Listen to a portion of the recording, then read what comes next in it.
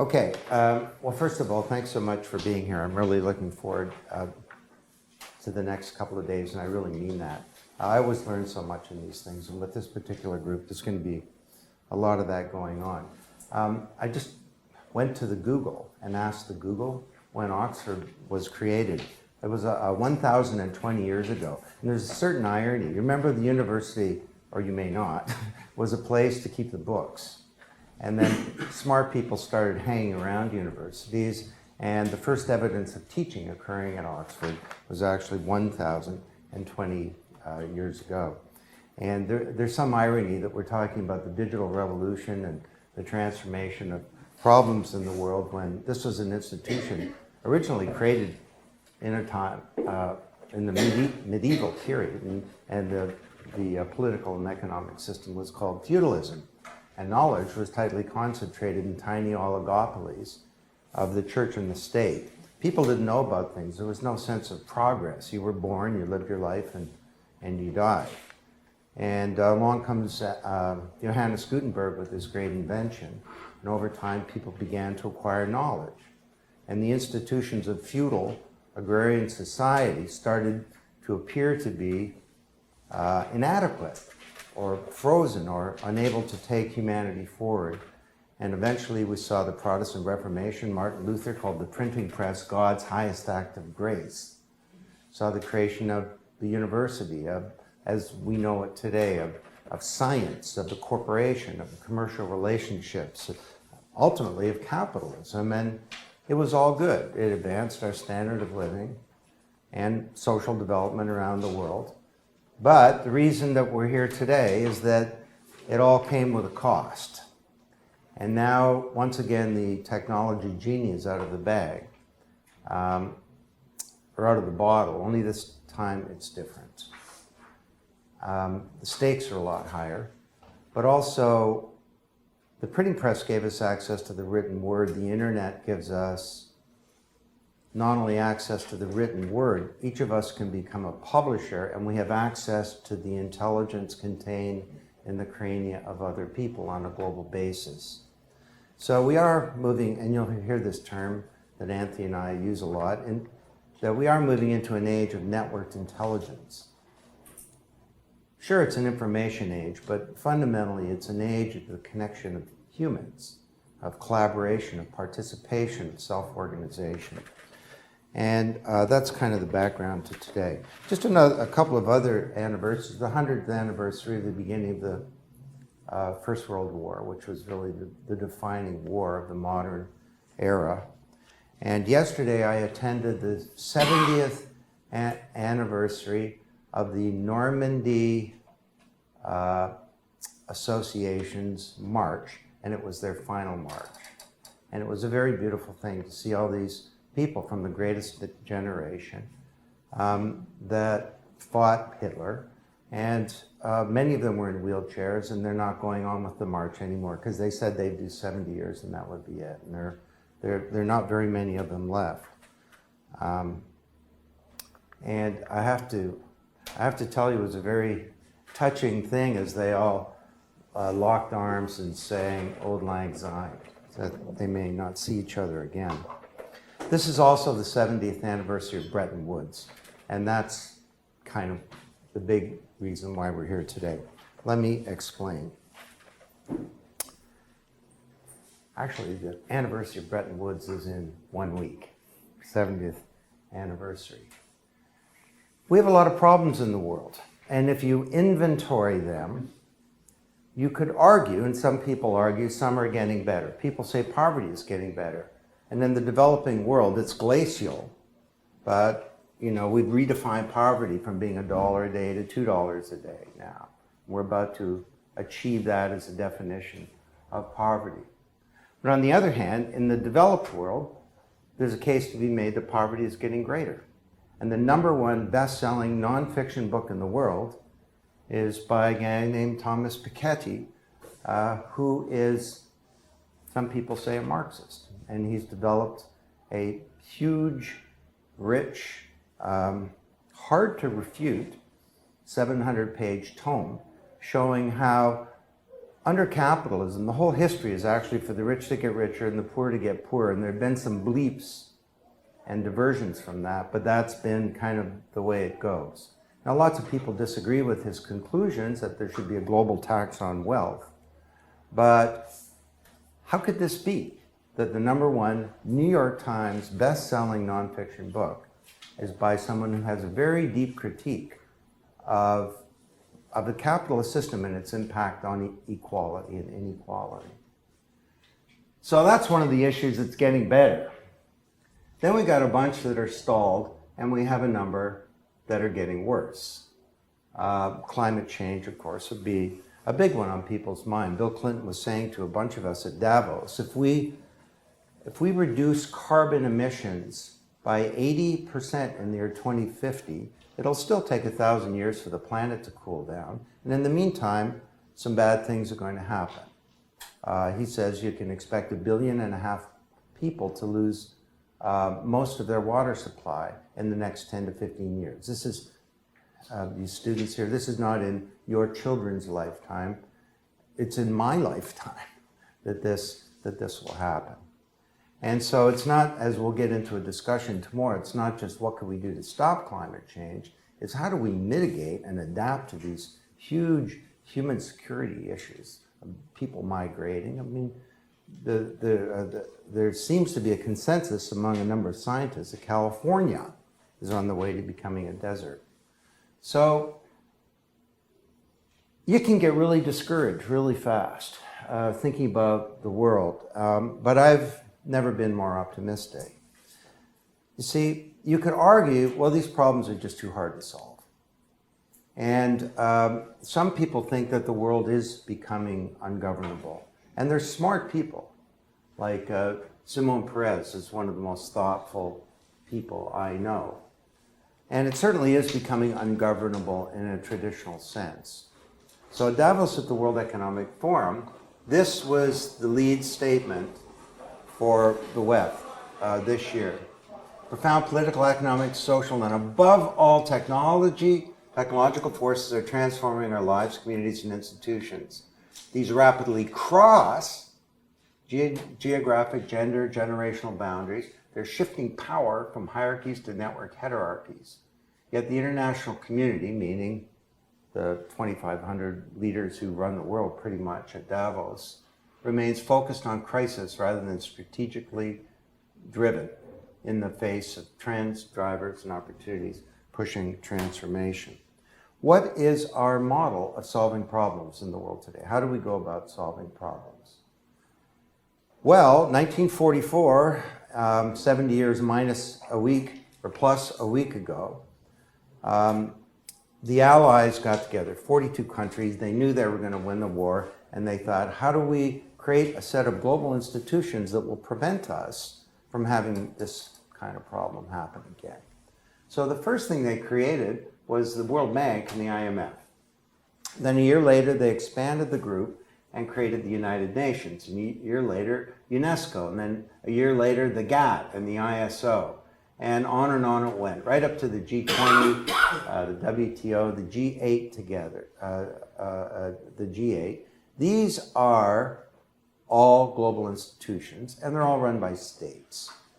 The trouble is that a lot of these problems in the world today don't really know about boundaries. I mean, just to kind of use an analogy, if you're climate change, you don't really know about boundaries that much. You just kind of, you're carbon and you're just up there and you're just changing the climate. So this is leading into a kind of interesting period in human history, where as we move from the old industrial model of capitalism, we have a whole set of institutions that are in various stages of being frozen. Now, these are essentially 16 chapters from macroeconomics. But the next 2 days, we're talking about the upper right. It's got a pointer? Whoa, I've never used a pointer in years. There we go. The upper right. Now, if you want to talk about all the rest of these, we can. Of course, all the rest of these kind of get affected by that, but I don't know, what is it, 16 times 2? If we have 32 days, we can just hang out. No, seriously, we have models of solving problems that came out of this period of global industrial capitalism. So what's the new model?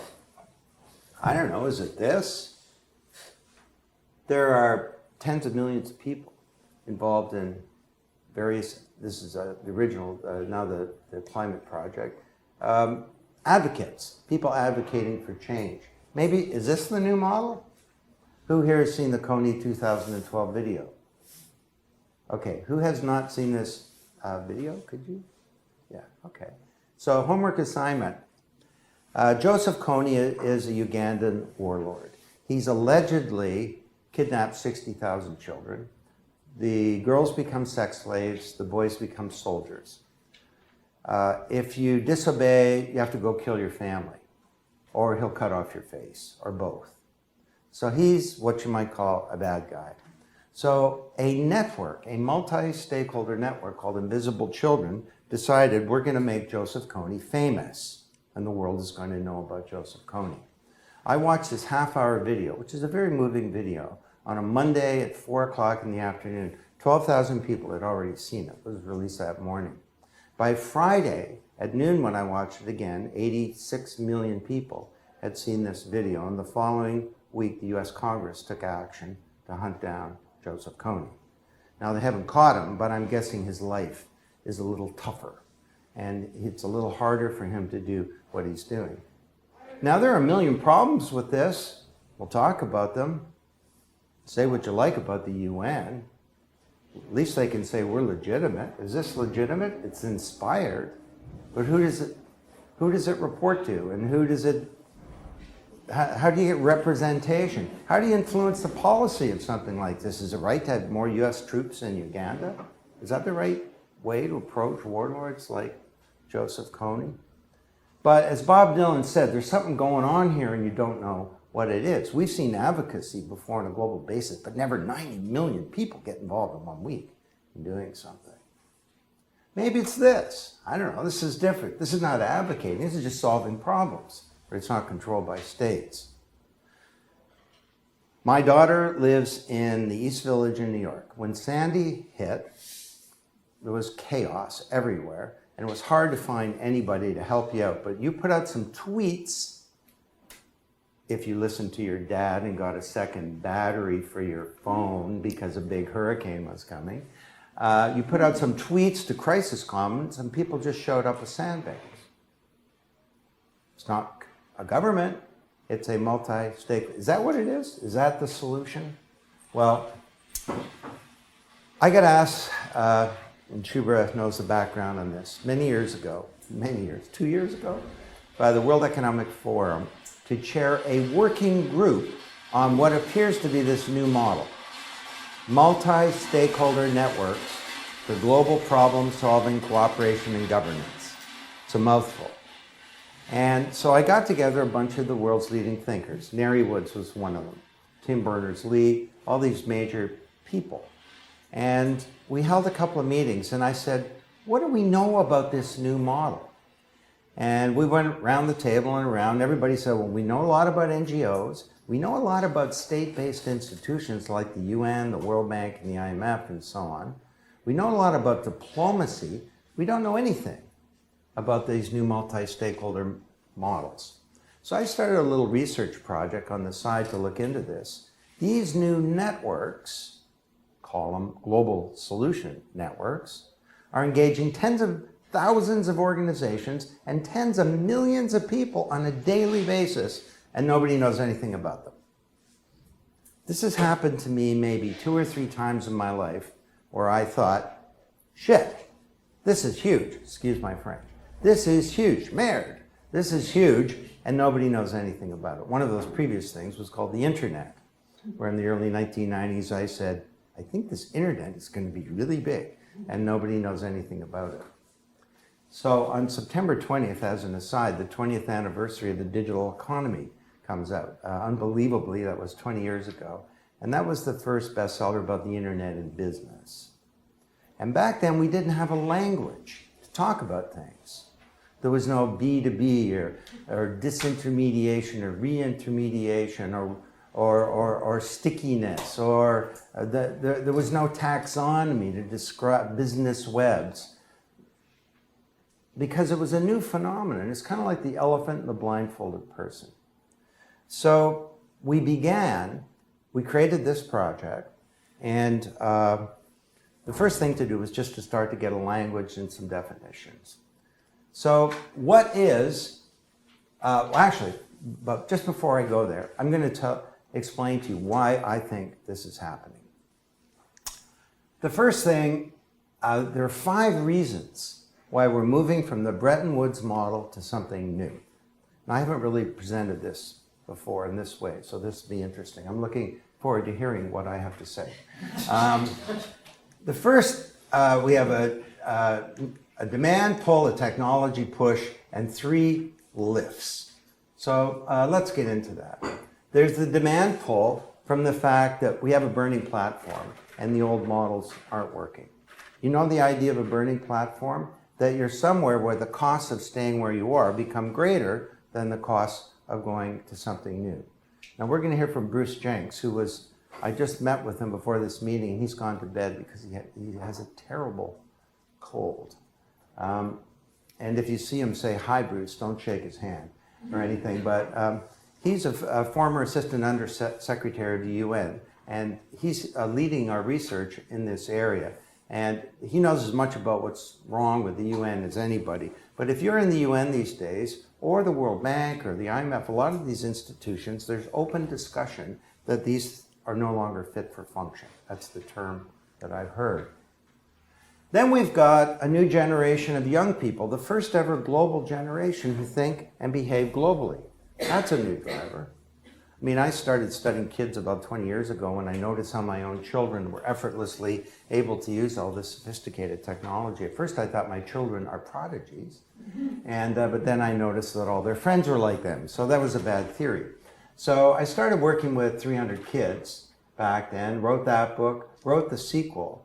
There's no more powerful force to change every institution and the way that we attack problems in the world than the first generation of digital natives. I'm a digital immigrant. I had to learn the language. We did a study like this, a program like this, had 20 sub-projects, and we interviewed or surveyed 11,000 young people in 10 countries. These kids care a lot. They're disproportionately affected by the economic crisis. They're not voting because they're looking for other ways to bring about change in society. Many of them agree with that bumper sticker, "Don't vote, it only encourages them."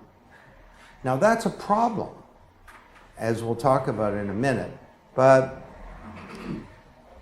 they have a set of norms that exist across all of these 10 countries that unify them as a generation and differentiate them from their parents. This is the first time ever we've had a global generation. And they're beginning to collaborate globally to solve problems on networks. Then we've got the role of the internet in radically dropping transaction and collaboration costs. At people's fingertips, they have the most powerful tools ever for finding out what's going on, informing others, and organizing collective responses.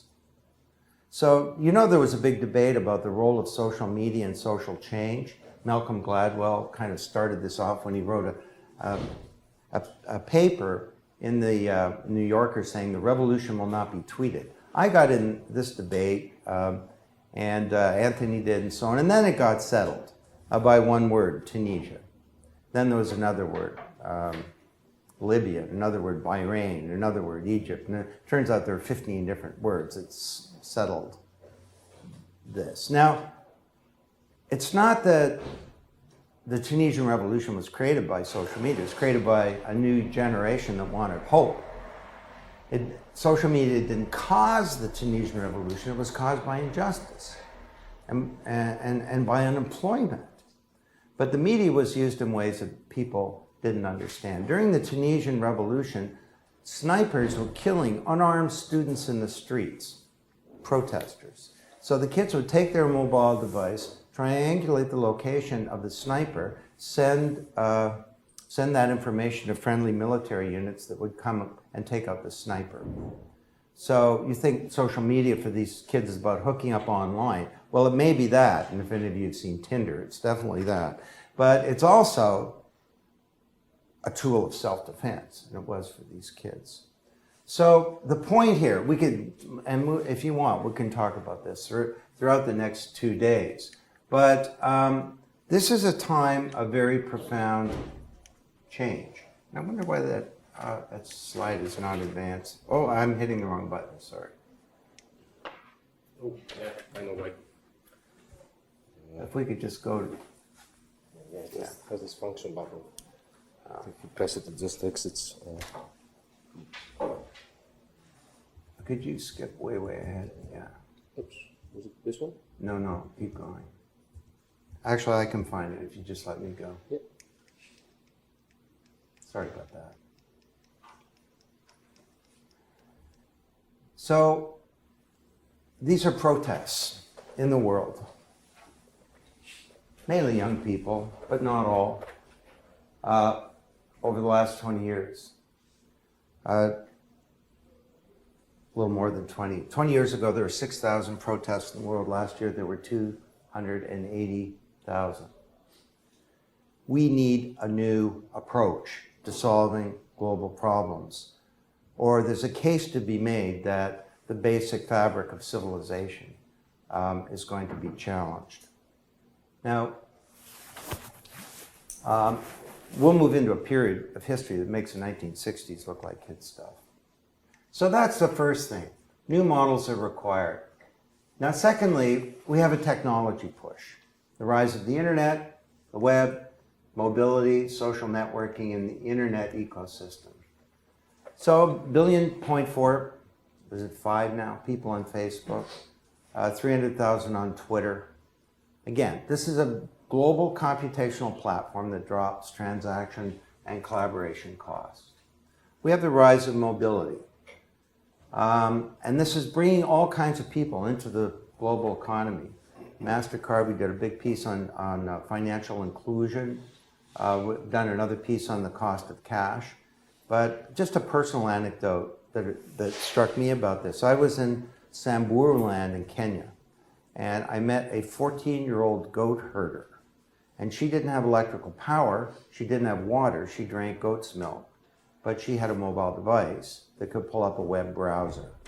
Now, it was slow, but she could pull up a web browser, and she could get access to goat prices.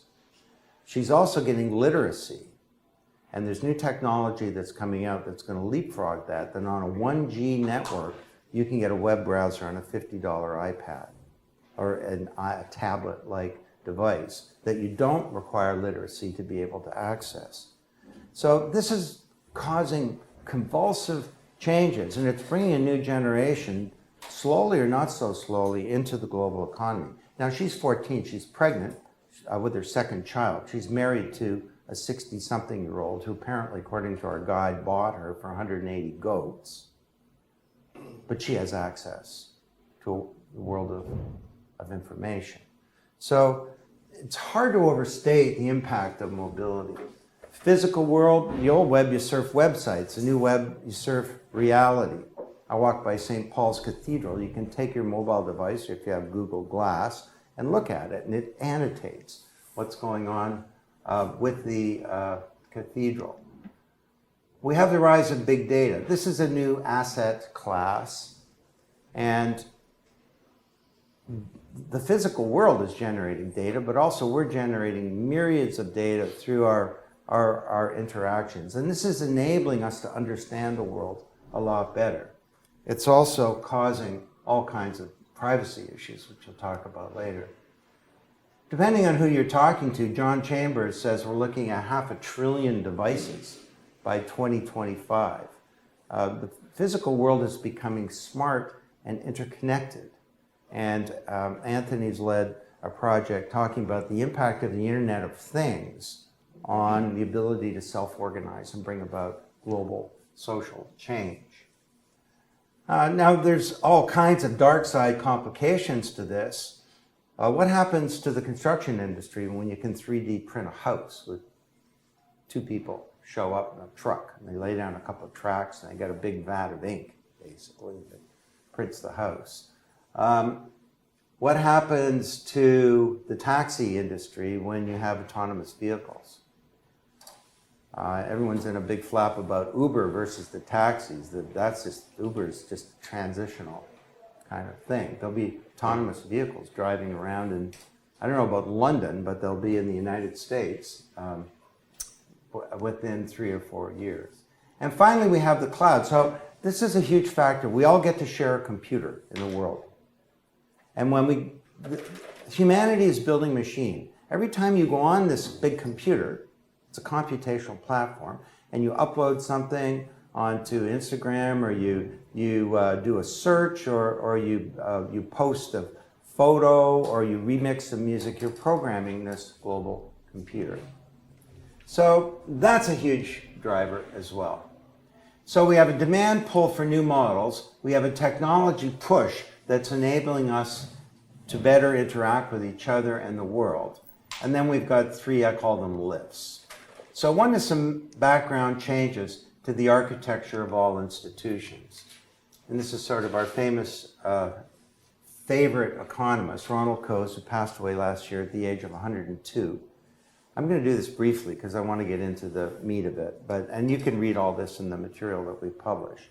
But he, 75 years ago, Anthony, now wrote a paper where he asked a deceptively simple question. He said, why does the firm exist? Throughout the industrial age, we created wealth through corporations. And we'll continue to do this. But the corporation had an architecture. It was vertically integrated, and it was hierarchical, and it did everything from soup to nuts. And the reason Coase said is because of transaction costs. And he really meant the cost of collaboration. This is 70 years ago. Ronald Coase said the cost of search in an open market would be prohibitive. So we bring that inside the boundaries of a corporation where we have things like filing cabinets to find information and org charts to find people and so on. And the big industrialists understood this. And they created these industrial age corporations. And this was the model of the institution in the industrial age. Along comes the internet, drops transaction and collaboration costs. Peers can come together and create value. Cisco understood this. They created a network. My poem back then was, they focus on what they do best, they partner to do the rest. Okay, it's not exactly Shakespeare. But a networked business model conferred competitive advantage. Nortel, Siemens, Alcatel, the others, they couldn't figure this out. Cisco got ahead. Now collaboration costs are dropping so much that peers can come together and create value. Peers outside the boundaries of traditional companies, and peers in the sense of companies acting as peers. So if that's true for corporations, why wouldn't that be true for all institutions in society? Couldn't we move from a vertically integrated, command and control, network architecture of our institutions more towards a distributed, peer-oriented network? Lift number two is we have new approaches to government per se. Now this is leading back to the previous thing. But you hear this word open government. It's really got 3 themes. And this is a whole lecture by itself, but I'll do it in 60 seconds. You got transparency. Governments, not just corporations, but governments are becoming naked. And that's a good thing because sunlight is the best disinfectant. And Lord knows governments around the world need a lot of disinfecting. There's plenty of corruption that exists everywhere. But also, governments can be a platform just by releasing, that's another meaning of openness. It's not about transparency, it's about the release of assets, data. And that enables a new division of labor in society where private companies, civil society, individuals, other governments can self-organize using this data. So when the British Columbia government releases all of its data about carbon and holds the Apps for Climate Change challenge, it challenged the software industry to use all that carbon to create public value, essentially. So we now have in British Columbia all of these great government services that weren't created by a government. This is a new architecture for government. And then we have another meaning of openness that has to do with the relationship between governments and their citizens. Some of you may have heard of the mayor of Toronto, where I happen to live. His name is Rob Ford. And the problem is not just that Rob Ford, you know, is a sexist, racist, homophobic, drug-using thug who hangs out with criminal elements. Oh, and calls me a taxpayer. I hate that as much as anything. I'm not a taxpayer, okay? I'm a citizen. It's that people wonder, well, maybe the whole city hall doesn't matter. All around the world, there's an emerging crisis of legitimacy of our democratic institutions. People look at the US Congress, government for the people, by the people, of the people. Oh, you'd think if 92% of the people wanted a law passed, background checks for firearms, you could get the law passed, but you can't. So Congress is dysfunctional, not in a pejorative, but in a technical sense. So, and this is happening everywhere. The British scandal, you got Berlusconi in Italy, I mean, on and on. So Seymour Martin Lipset, great American sociologist, talked about legitimacy as being the capacity of a political system to engender and maintain the belief that existing political institutions are the most appropriate and proper ones for society. So I'm going to just tell you my little Davos moment. Everybody's supposed to have a Davos moment. Mark or Schubert, I don't know if you had them, but or if anybody else was here. But mine was I was on a panel on citizen engagement. And on the panel was a couple of ministers of governments. There were a couple of people involved in NGOs, young people, and so on. And so I was saying, I think we have an emerging crisis of legitimacy of our democratic institutions. The young people all across the Western world, voting is declining. In some countries, precipitously, young people are looking for other ways than democracy to bring about change. And if we don't fix this, we'll see a social conflagration that is like we've never seen before in the world. And I get stopped by a young man in his 20s on the panel. He says, hold it, Don, just a second. Oh, by the way, he's the founder of Avaz. Any of you, A-V-A-A-Z? Any of you know Avaz? Okay. Half of the hands went up because you're part of the Avaz network that has 34 million people. And he says, Don, hold it. I don't get your point. I mean, why is it a problem if all around the world a new generation thinks that our fossilized institutions of democracy are bankrupt? And I'm like, I was speechless, which is a rare thing for me. And it was like, now he's wrong. We do need representative democracy. But it was such a case in point for me that this is a looming situation that's very, very present. We need to move towards a second era. Xanthi and I have spent a lot of time defining this. The first era, industrial democracy, we establish elected and accountable institutions.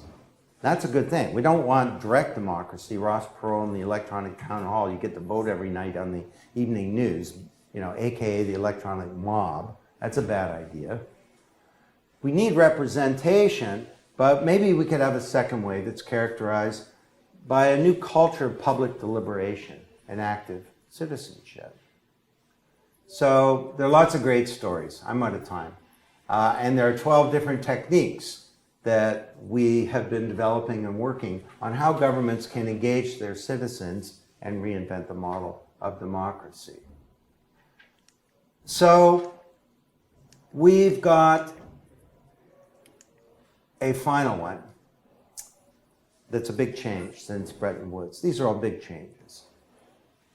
And that's the rise of these pillars of society. Now, Bretton Woods was all about states and governments. And we need the state. Started with Ronald Reagan, you know, the best government is no government, and Margaret Thatcher kind of picked that up a bit. But this idea that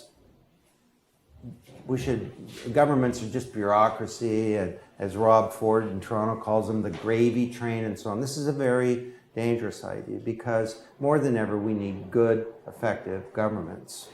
We can probably find ways to use all these techniques to make them network, less costly and more effective, but that's an aside. We need governments.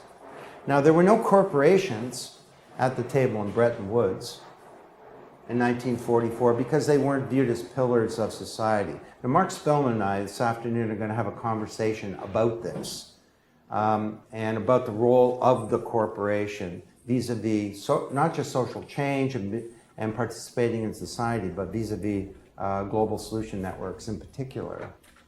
But corporations are having to step up. Not all of them, still lots of bad companies. But I pose this provocative question to make the point.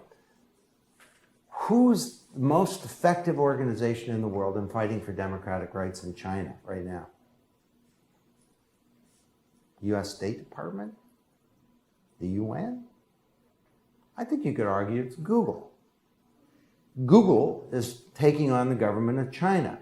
Now they're having to make concessions and so on. They may well win. Eric Schmidt says, the erstwhile CEO of Google, now the executive chair, says censorship will be impossible in 10 years in China.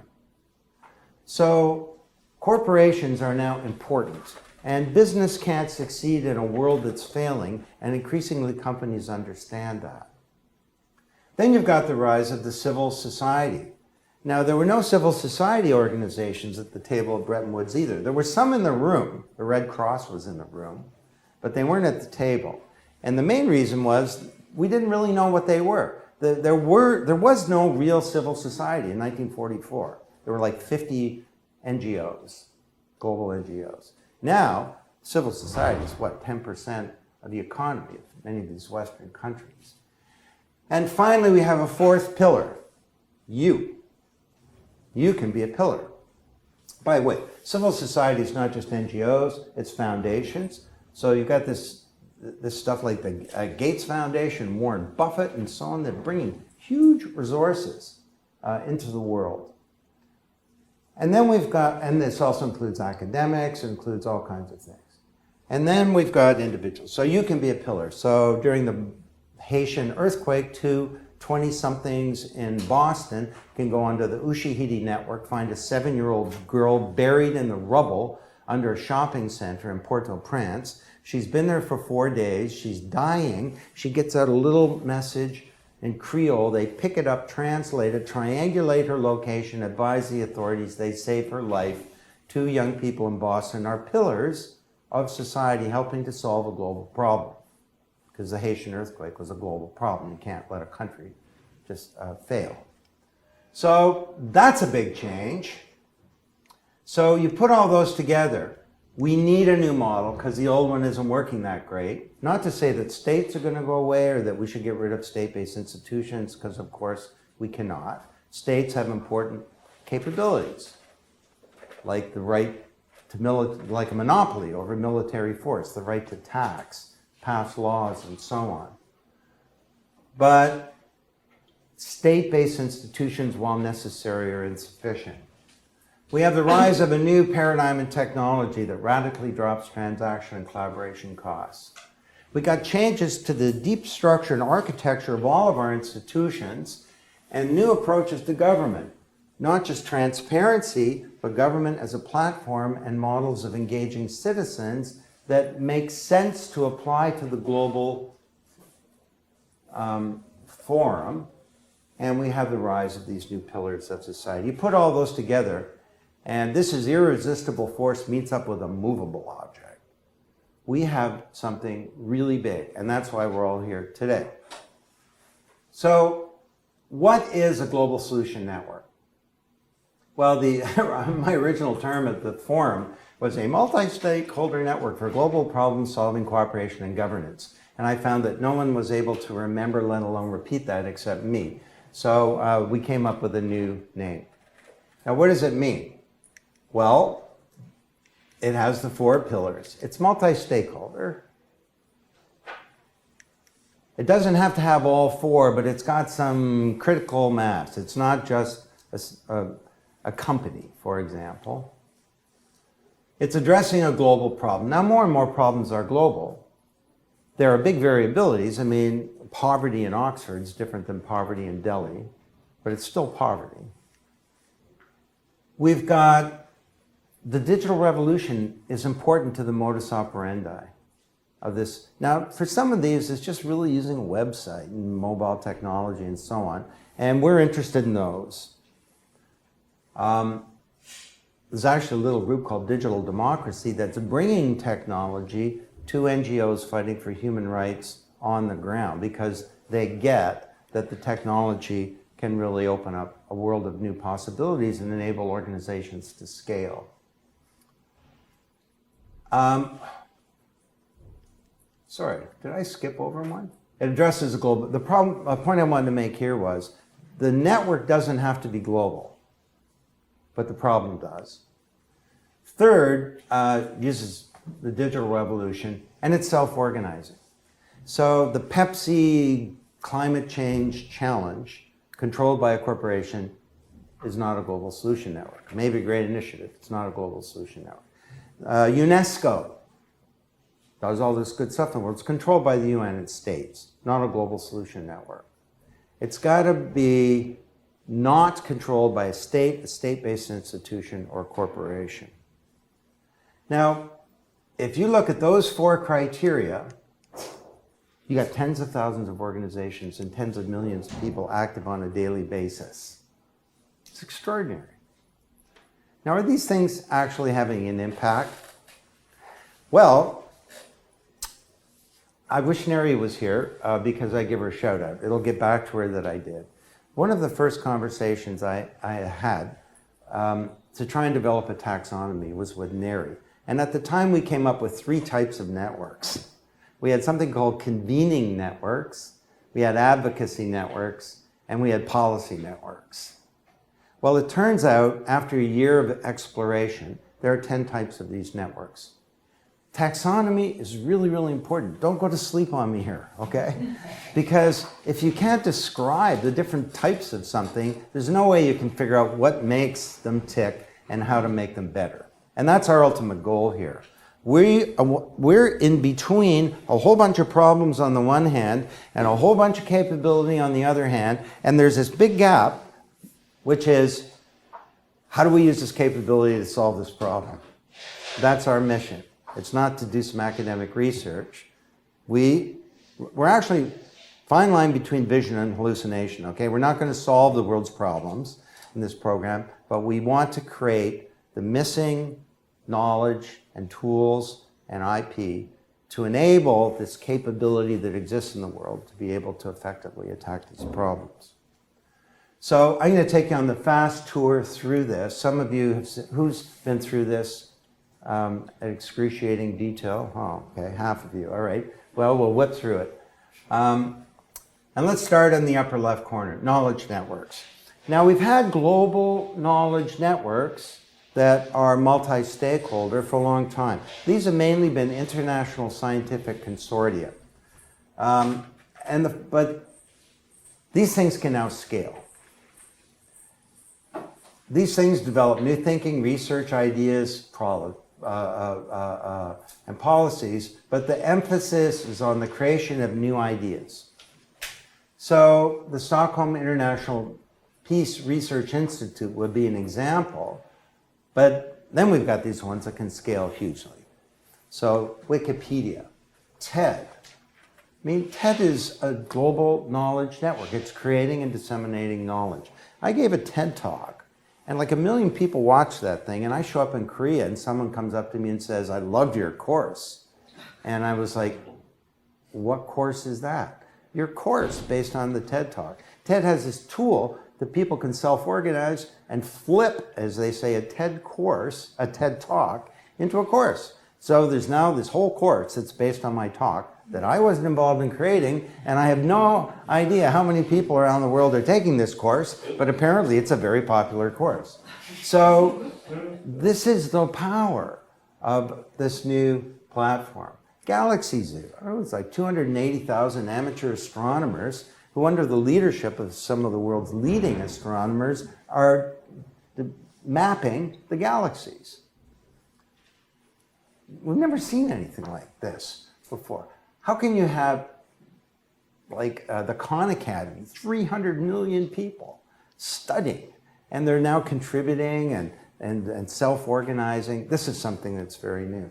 Now, for each of these 10 types, I'm going to end with an example on climate change because I want to go somewhere with a very big idea at the end. And it's a big idea that will be developed throughout the next 2 days on how to solve the climate change problem. But we have knowledge networks on climate change. I'm going to show you a global solution network on the topic of climate change for every one of these 10 types. And the not so subliminal message is you want to solve a problem in the world, you now have 10 vehicles. We never knew that before. We just, I don't know, what do you advocate, I guess? Or you give some money to somebody to go and try and solve a problem. Well, now you can get network effects. You can create the power of networks. So here it is, the Climate and Development Knowledge Network. Whoops, I'm now going backwards, sorry. Okay, operational and delivery networks, they're not creating knowledge, they're not advocating, they're not creating policy, they're just solving problems. They actually deliver the change that they seek. They bypass or supplement the efforts of traditional institutions. I think Code for America is an operational and delivery network. So they go into a town, Cincinnati, and Cincinnati has a dysfunctional, semi-dysfunctional government because their systems are so old, they're old enough to vote and drink. And some of them are old enough to retire and die. So they just come in and they say, we're going to reprogram your systems for you. And they deliver a whole new set of state-of-the-art systems based on the cloud and state-of-the-art platforms. They're just fixing problems. For some reason, the World Bank can't get a $70 pump to a farmer in sub-Saharan Africa. So Kiva says, well, we'll just do it. So they go and crowdfund a few $100 million and they deliver pumps. So a farmer can step on a pump and irrigate a field. They're not advocating, they're just solving the problem. I think Amnesty International originally thought it's a watchdog network, but it's not. It's really an operational and delivery network. What's the problem that they're just solving? Getting political prisoners out of jail or off death row. They do some advocacy, which is a fair enough point. This is not a biological taxonomy. There's not total mutual exclusivity for these categories, but you can be said to be primarily one of them. And then on climate change, we've got the Climate Action Network. Now they do some policy, they do some other stuff, but I was talking to an NGO. I don't have them up. They're not really a GSN, they're more an NGO. But they're operational and delivery in the sense that they're sending teams into, I think it's Honduras, where oil companies have been spilling all this oil. It's now creating a massive environmental thing, and it's releasing all kinds of carbon, and they just got cleanup crews that are going in there. They're just solving the problem. Policy networks are creating policy for global institutions or governments or corporations, but they're not controlled. So international competition policy is now created by multi-stakeholder networks, not controlled by governments. How can this be? This is one around climate, Urban Futures, leading pulse taker of democratic and economic issues. They do all kinds of stuff, but the main thing they do is create policy. And then you got C40. I don't know, is it a policy network? Where's our C40 person? They'll be here tomorrow. Okay. Well, we'll talk about that. You could make the case they are. Advocacy networks, I mentioned Coney. They're trying to get others to change, trying to get corporations and governments to change, basically. 350, we're building a global climate movement. The Climate Reality Project. These are tens of millions of people now that are engaged in this kind of stuff, trying to advocate that governments and corporations should take action. The Climate Reality Project's got this whole, it's a beautiful thing to look at it. What do you want to do? You want to get loud, you want to get smarter, you want to get active, and you move this thing across and it takes you to a whole other world. So get smart. This is, you can learn about the problem. Get loud is you can bring your voice to the table. Get active, you can get engaged and actually bring yourself to the table as well. This is the get active one here. Watchdog networks are in the transparency business. They're scrutinizers. So they're mainly scrutinizing governments, but they can scrutinize corporations or other institutions as well.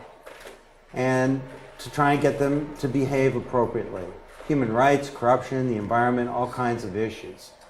So a gold standard, and we did a case on this, is Human Rights Watch. Right now they're in Syria trying to figure out what's actually happening. They're bringing transparency to the situation in dozens of countries around the world. Sunlight Foundation would be another example of that. And when it comes to the environment, and climate change, you've got stuff like the Global Forest Watch, a real-time forest monitoring system that uses satellite technology and open data and human networks around the world. They're bringing transparency to the table. Platforms, I called it this because that's what they are. They're not trying to solve a specific problem of cooking fires or gender violence or climate change or poverty or conflict or whatever. They're creating a platform for self-organization, for people to be able to do that. So change.org is a platform. Now it's pretty limited. It's largely for organizing advocacy activities, but platforms could exist to organize pretty much anything. I like this one. It's kind of an early stage, but it's pretty cool. I've got some ideas in mind, but I'm not sure where to start. This is a tool for bringing social change into reality. I have a particular idea that I'm looking to develop. I've already started implementing my idea, but I'm stuck, or I'm looking for personal support to keep motivated and overcome the challenges. So they're not talking about a specific problem, they're creating a platform for others to address that problem. Probably one of the greatest platforms would be Ushahidi, originally created in Kenya after the 2007 elections. Violence broke out everywhere. And the local civil society and press wasn't strong enough to even report on all of this. So Ori Oklo, this young lawyer, created Ushahidi and enabled people to self-organize and say, there's violence happening. There's a group being attacked, or something's happening right now in this corner. And it brought this to the attention, not just of the authorities, but of the international community. I gave a talk at South by Southwest, and in the front row were a bunch of people from Burning Man, and they came up afterwards and they said, we think that we might be a platform. And I said, I thought Burning Man was a giant party. And they said, well, a lot of that goes on, but Burning Man is also something, an event and a community where really important things happen and where people get involved in bringing about social change on all kinds of issues. They said, first of all, it's kind of a pop-up city where we're exploring all kinds of new models of how people can work and collaborate together in a civil way. But we're also creating a network. We have 500,000 burners. Now, we'll hear from Jen and Larry. We actually have the founder of Burning Man here, which is pretty cool. It sure sounds like a platform to me. It's not trying to solve a specific problem necessarily, but it is interested in building a better world. Avaz, I mentioned them. This is like the Avaz movement. Oh, this is an old slide. 14 million members. I got to update that because it's up to 35 million by now. They're addressing a whole bunch of issues. Now, environment is a big one, but they're a platform for people to self-organize to do stuff. All right, we're almost there. I haven't lost anybody yet. After the Second World War, the ISO was created by states. and it was state-based. Now, we met with the head of the ISO. He's a collaborator now in this project. He says, no, we're multi-stakeholder. In fact, he makes the case that most standards activity in the world today is done through a GSN. Standards are really important. You know, they enable the light to work and the trains to move and all kinds of things to happen. And as we go into this new super complex world, they're going to be even more important. So the ISO has now got standards in all kinds of activities, in all kinds of areas. The W3C consortium, I just spent the weekend actually with Tim Berners-Lee, who's created the web, but then he created the W3C consortium to create standards for the web. Now they'll tell you, they took a great initiative and then they kind of slowed down a little bit, and around HTML5 they lost the impetus and the whole world moved towards these proprietary apps running on things like your iPad. So the W3C is now pushing hard. HTML5 has pretty much got adopted as a standard for the next round. Hopefully we'll get back to things running on the web rather than on these proprietary platforms. But they're a multi-stakeholder network. These exist in every area, including the environment. The Global Footprint Network is developing standards. The Sustainable Agriculture Network has a real focus on sustainable agriculture standards. And let's see, are we penultimate? No, 3 to go. Next one is global governance networks. This is getting really, really crazy. We now have important resources on the planet that are governed by a multi-stakeholder network where states don't control it. So the best example, whoops, I'm going the wrong way, I keep doing that. The best example so far would be the ragtag ecosystem that governs the internet. It's not controlled by states. And most of you would know about the big showdown at the OK Corral that happened last December in Dubai, where the states, under the auspices of the UN, the UN, led by, actually by Vladimir Putin and the government of China, were trying to get control of the internet. Because if the UN controlled the internet, then maybe we could stop all this bad stuff that happens on the UN. People lying about their governments and other terrible things. Pornography. So, women with short skirts. So, now, thankfully, they lost. You know, I fought the law won. They fought the internet, and the internet won. And now it was with the help of states, like the UK government, the US government, and so on. We're in there saying, no, let this ecosystem run the internet. And in fact, the NTIA of the Department of Commerce just announced that it's formally ceding control over the domain name system to ICANN and to this ecosystem that runs the internet. So there's lots of controversy about that, including within the United States, but it was a statement of the US government on how it believes this ecosystem is so robust and resilient and capable. Now, I'd encourage all of you to read the work that we did on this. It was led largely by Lindsay Moore. Anthony and I were both involved quite a bit. We had Tim Berners-Lee, Vince Cerf, Fatty Chenade is the head of ICANN, Jonathan Zittrain, who is just announced as the head of the Berkman Center at Harvard, who is also hanging out this weekend. These people are a pretty good group to describe this system, because they're basically the people who run it. And it's crazy. You can walk into a meeting of the Internet Engineering Task Force. Barbara, you can walk in there and you can say, I'm Barbara. And I don't represent anybody. I'm just Barbara. I'm Barbara Harvey, and I think the architecture of the internet's wrong. And it's pure meritocracy. And if you convince them it's wrong, they will change it. And that thing, the IETF has so much authority that if they say, we've been doing this all wrong, all the vendors, all the telcos, and governments around the world will all line up to fix it. So it's an amazing thing.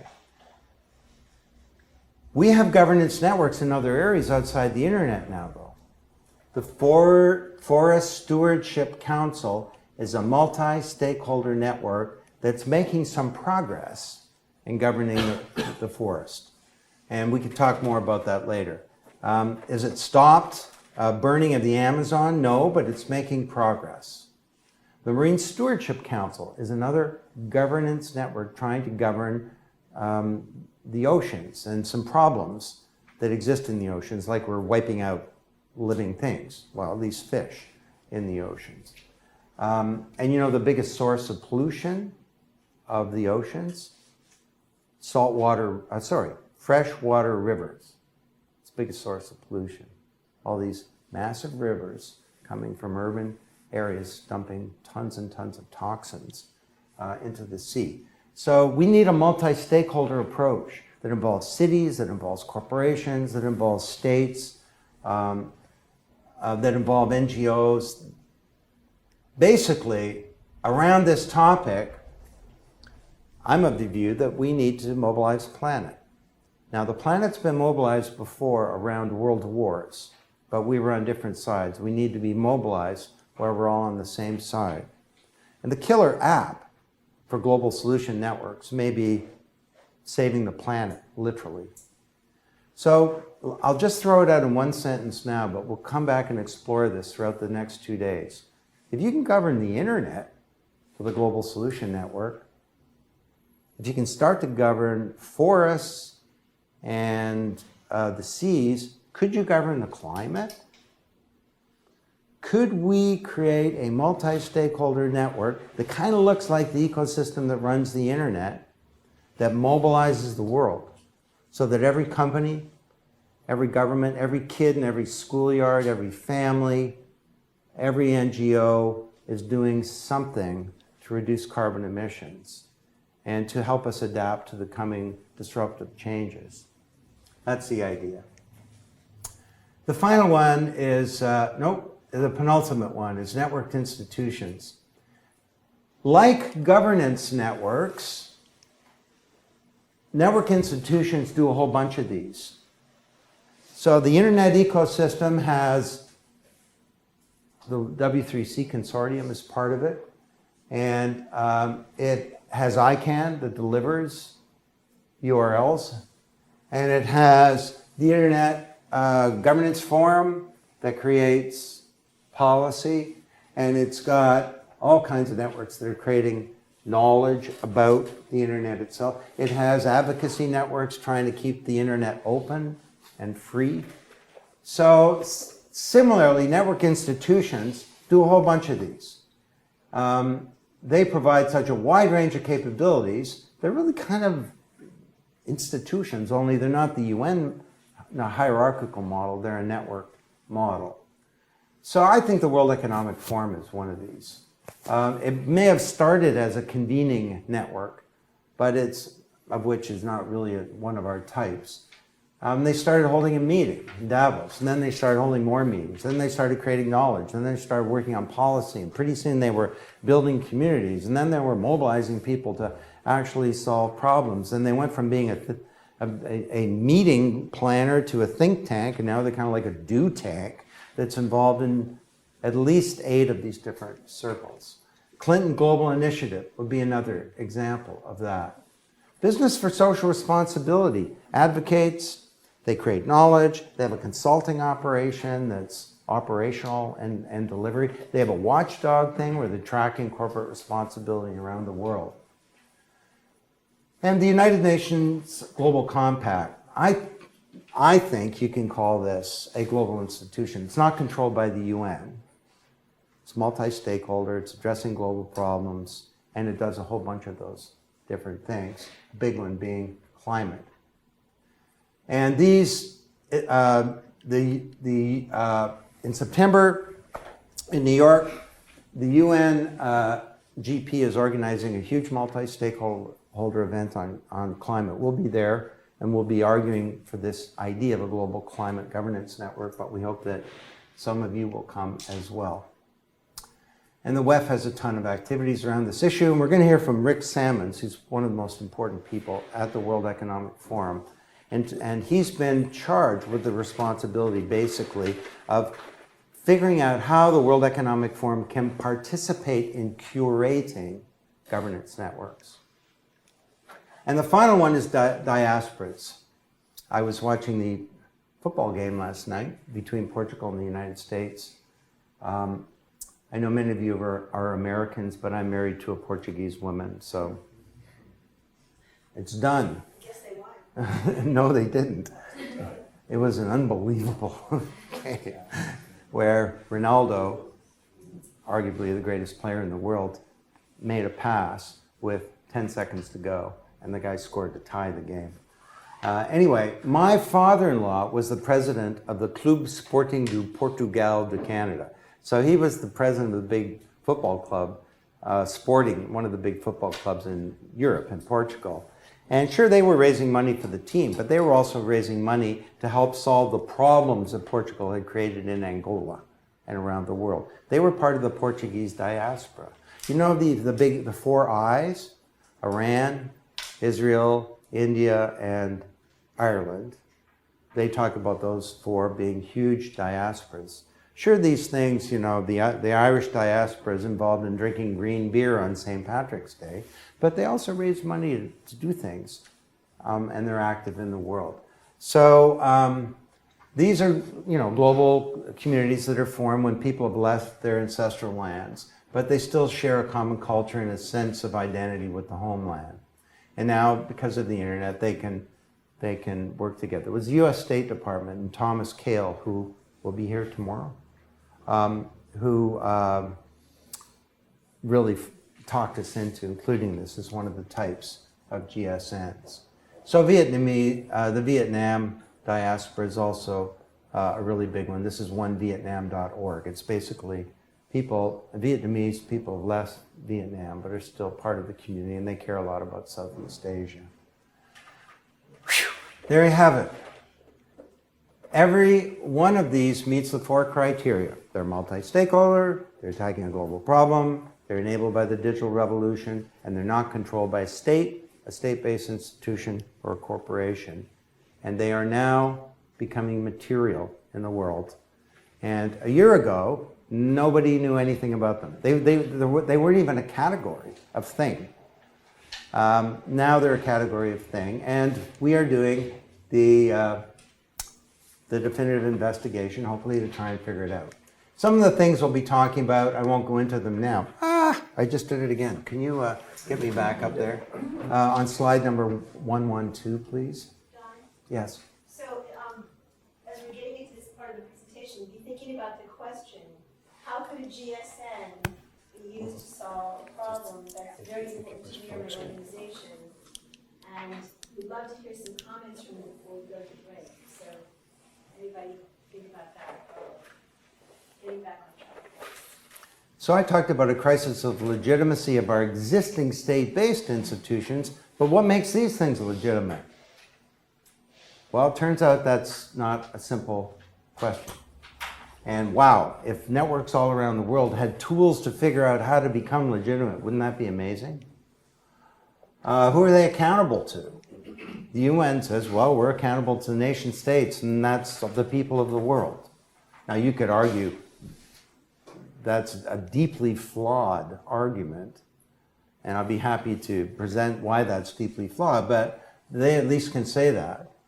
How do you get represented? What's the relationship to existing institutions? If you're a corporation, if you're a government, if you're a foundation, if you're an NGO, what do you do about these things? How do you relate to them?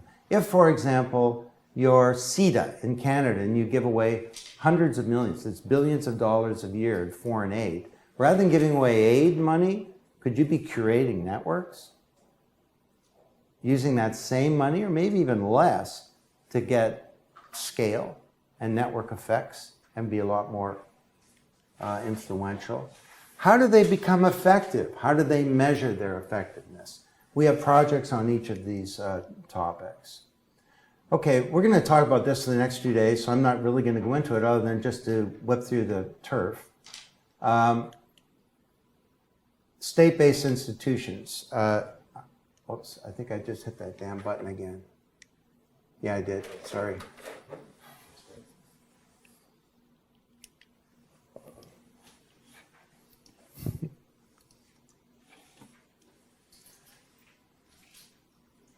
The stakes are high. The Tunisian revolution was called the unemployment revolution. Youth unemployment was 35%. Spain at 60.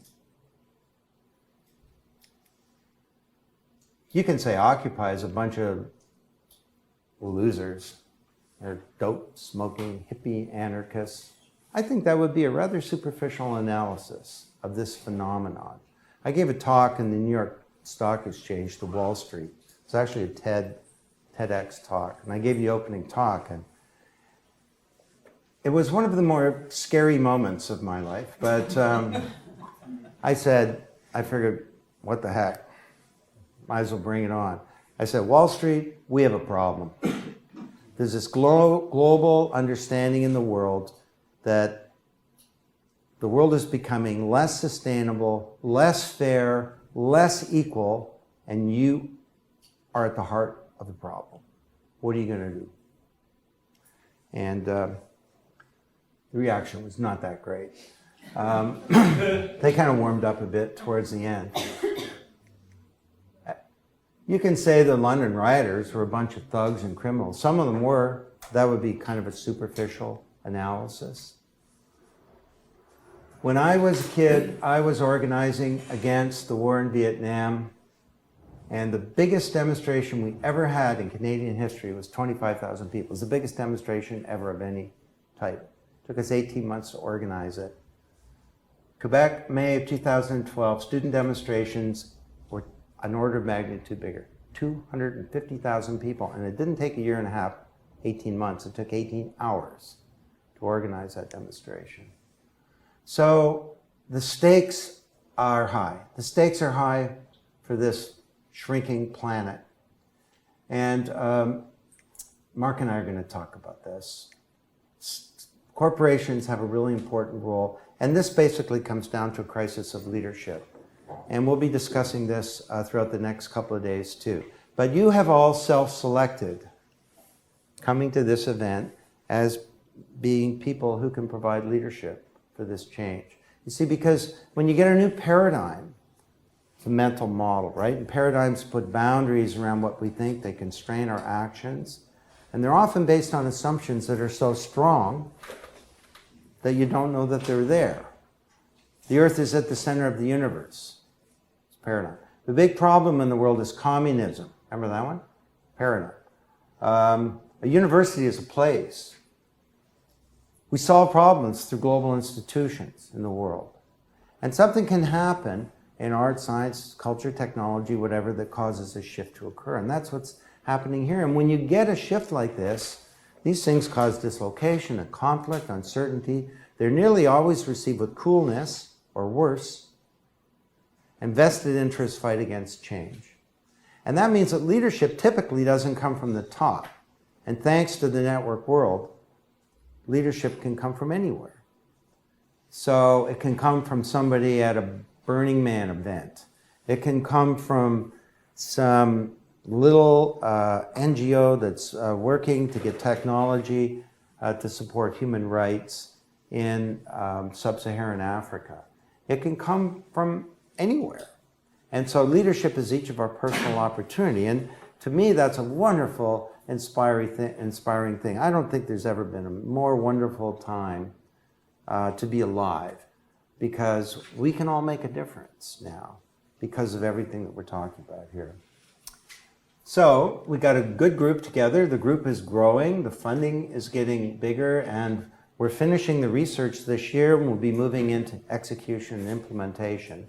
And we want to bridge that gap between this capability that exists in the world and the problems that we have. We think we have a great faculty.